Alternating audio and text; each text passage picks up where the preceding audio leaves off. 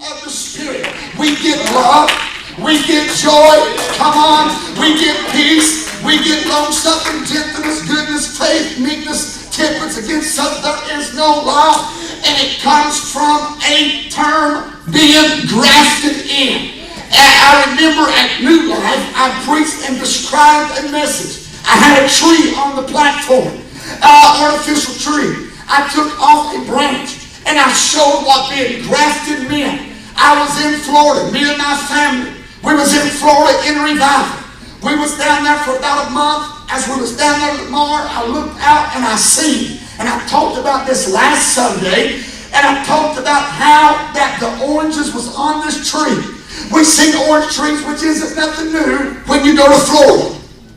When you're in Georgia, in Florida, you see all these orange trees.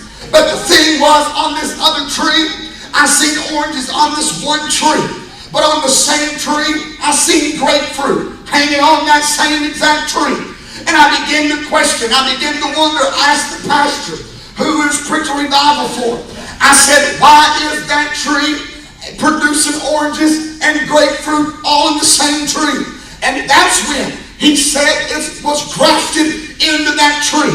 Catch this. The way you would graft a tree into another tree is this. That tree was dying, but there was life in that one little branch of that tree. So that grapefruit was the only little life, that little limb. But the orange tree was healthy and strong. And so they would cut a groove into that tree. They would stick that limb or that branch into that orange tree that was healthy. They would wrap it. They would put salve on it. They would protect it. They would guard it from any of the insects that would come. All of a sudden what takes place is, my God, I feel the Holy Ghost, is all of a sudden this orange tree that's healthy takes in this limb, this branch that was dying.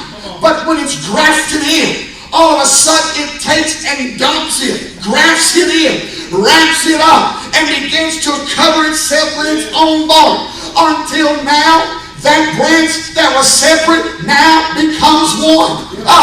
When you and I was saved, we was grafted into the family of God. We once was dead, we once was dying, but now we've been grafted in to Christ. So everything Christ is, we are.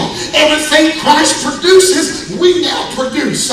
That's not the run around town.